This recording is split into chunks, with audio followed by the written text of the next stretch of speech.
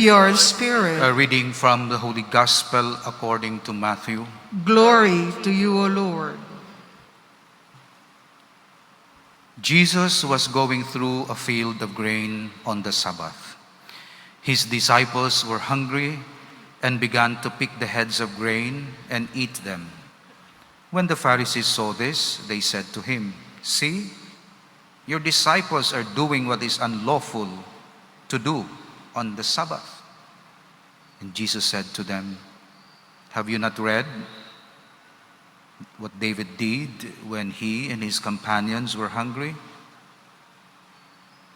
How he went into the house of God and ate the bread of offering, which neither he nor his companions, but only the priest could lawfully eat? Or have you not read in the law that on the Sabbath, the priests serving in the temple violate the Sabbath, and they're still innocent? I say to you, something greater than the temple is here. If you knew what this meant, I desire mercy, not sacrifice, you would not have condemned these innocent men. For the Son of Man is the Lord of the Sabbath." The Gospel of the Lord. Praise to you, Lord Jesus Christ. Natural things should be understood in a natural way. That means matters may be understood in scientific, mathematical way. Supernatural things should employ supernatural means and understanding in order to penetrate deeply into them. That's why when we talk about God, we do not only use a reason, we need supernatural faith in order to come to understand the mystery of God. If you approach God only by natural faculty, it would be very difficult for reason. When I say natural faculty, our natural reason, it would be very difficult to understand Him. For example, when you read the scripture without invoking the enlightenment of the Spirit, either at the time when you read the Bible or habitual invocation of the enlightenment and wisdom of the Spirit, without it, it would be very difficult for you to understand the scripture, because scripture is of natural realm. So if you read only scripture as a scholar, as theologian, without faith, much of the scripture will not be understood well. That's why it's good when you read the scripture and you want to pray, you ask for the supernatural grace.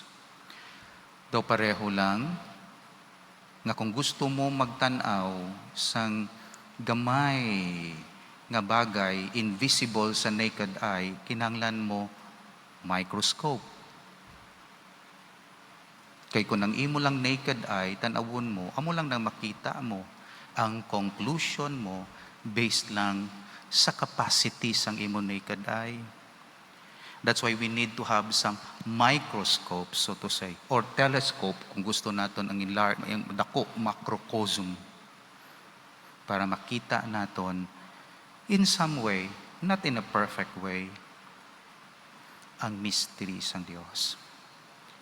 Ang problema naton sa Katoliko, when we deal with sacraments and we deal with sacred things, kulang ang faith. Kaya ang aton gina-employ, simply reason and science.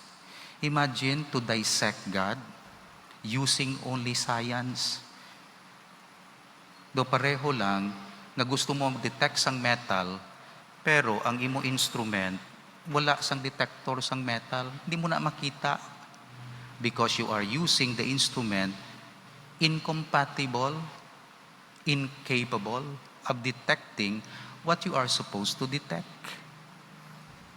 That's why sa pagkakatoliko, kung wala ka faith, many things hindi mo ma-enjoy yan sa supernatural realm because of the lack of faith. That's why hindi kita magpatiplang nga i-analyze ang Diyos sa reason, debate. Kulang na. Kung sana mo naka-analyze, ang imo natural capacity is incapable of understanding the supernatural being. That's why, bisan simple lang, si Mother Mary, wala gani ka-study sa university, wala ka, no? But because of her faith, may access siya. Open ang door sa mysteries ng Diyos. It's good, of course, that you have reason, you have some theology, you have some catechism. Okay, based on that, you have the tools now, at least the natural thing, to understand that supernatural. Pero the natural capacity or faculty can do as much as talang siya dira. Kag kung wala ka sang Holy Spirit, kag wala ka sang faith, hindi ka makadangat dito. There are 3 things that last. Faith, hope, and love. Why? Kay ining tatlo, amo ini ang aton instrument, power, access sa supernatural dimension of our life. That's why, nag-learn kita pati sa Diyos, hindi ini intellectual exercise, kundi instrumental para sa pag-strengthen sa aton faith.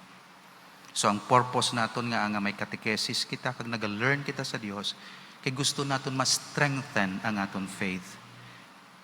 Faith which understands, and understanding with faith.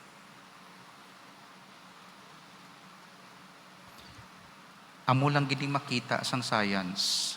That's why hindi mag-arrogate ang science nga ma-describe ang total reality. I think 10% lang gid ang capacities, 90% hidden kag hindi iyam understand. I think creatures pwede ma-understand sang science. Creator is beyond its telescope and microscope. Creature pwede mo mabutang kag mastudyuhan. Pero creator, hindi ka contain ng imo microscope kag ang imo telescope. Kay ang creator is much bigger than your naked eye and than your human instrument. That's why enlightenment, Lord, wisdom, Lord, because in your light we see light. If you didn't give us the light, we're not able to see light. Empower us, embolden us, strengthen us. Gifts of the Holy Spirit, Lord. Kung full kita sang gifts of the Holy Spirit, may foretaste kita of the knowledge of God, of the mystery of God, of the love of God. Kahilisa, so to say, gahagamit ako kahilisa in a positive meaning niya, hindi nga negative, sa mga santos. Bangod sang ila faith, may access sila sa supply, sang infinity sang Dios.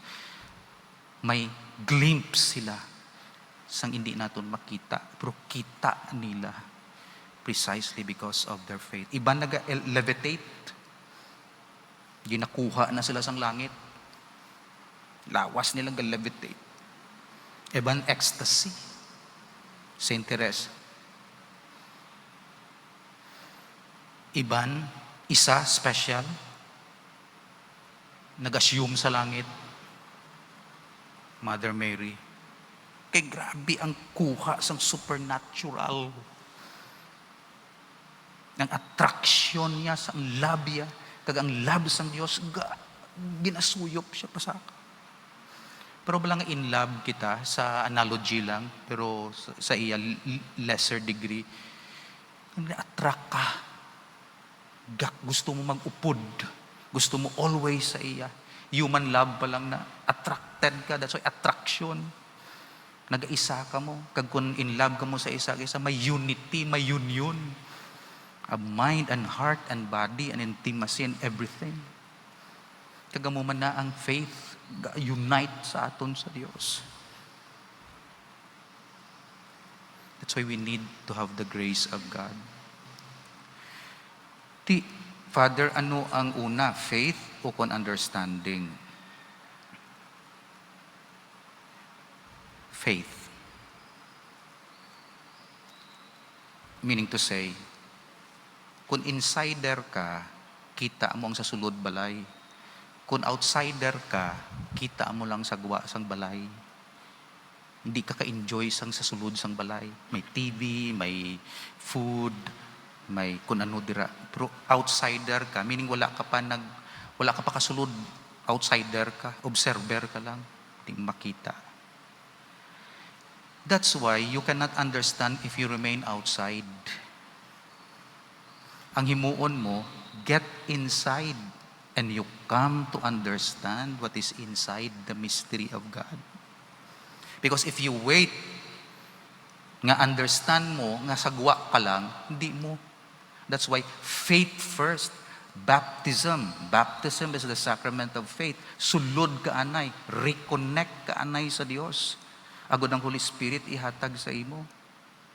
Pag reconnect mo, amo gali ini. Pero kung hulaton mo nga may faith ka, hulaton mo nga understand anay in order to believe, di ka pwede. Ang nami is believe first and you will understand. Believe first in God and you will understand. That's why ang iban nga tao, nga hindi ko mag-believe, kung hindi ko ka-understand, mapatay ka lang, di mo na madabot. Believe first. Sa word ni Christ. Believe first. Believe nga halini sa Dios, inspired by the Spirit. I-unleash sa imo. To a certain degree, according to capacity and mission mo, ang understanding sa Scripture. So when you go to Mass, when you read the sacraments, when you serve as maninoy and maninay, when you help other go to confession, sacraments, animate the faith. Kaya kung may faith, I dare to say, kati iyaman na sa Diyos, ang Holy Spirit will open your minds, suno sa imo kapasidad, kag sa misyon, paubraya sa imo, kag you will come to understand His perfections, His works, His plan, His will, and His grace. Amo ang gina-open up sang Dios, gina-open sang Dios sa aton. Perfection siya, attribute siya. His will sa kalibutan, kag sa aton. That's why ginapadala ang Fatima, ang Lady of Mount Carmel. His plan sa imo kabuhi. Actually, His plan, not your plan. That's why we discern. We do not invent. We discern. Discern na imo vocation. Di na invent nga imo na gusto, no? God's will sa imo. Discern siya. Kag may mga process of discernment. Okay? And then His grace. His works. And His grace. Kung paano nag-ooperate sa aton. So, kabay gatubo kita sa aton supernatural life, and we employ supernatural means in order to connect to supernatural being nga among Dios and come to understand the joy of the supernatural realm which will be perfected in heaven. The holy sacrifice of the Mass opens for us sang supply kag mystery. Hindi lang naton ma-appreciate kaangay ngang ido, hindi ka-appreciate sang diamonds. Kaangay ngang baboy, hindi ka-appreciate sang pearls. Kay baboy siya kag ido siya. Kaangay nga ang ilaga, hindi ka-appreciate sang bread, Eucharist. Nakaon niya, ginataban niya, ginaano na, sapat-sapat. precisely wala sila sang supernatural understanding. Sang ila ginakaon, kag silang ila ginatapakan, kag ginatread. Pero kita gasaka kita sa aton supernatural understanding. Kag mag-elevate sang host, we say, Lord, my Lord and my God. Kikita naton in faith, not by sight, but by faith, ang real presence ni Christ, and due worship and due respect shall be given to Him. So, Lord, thank you very much for these gifts of knowledge and understanding to deepen our faith in you. Only one purpose, ultimate purpose. We study, we learn, so that we come to understand more and more your mystery and enjoy, like Mother Mary has enjoyed, the joy, the happiness of communion with you. Amen. Please stand.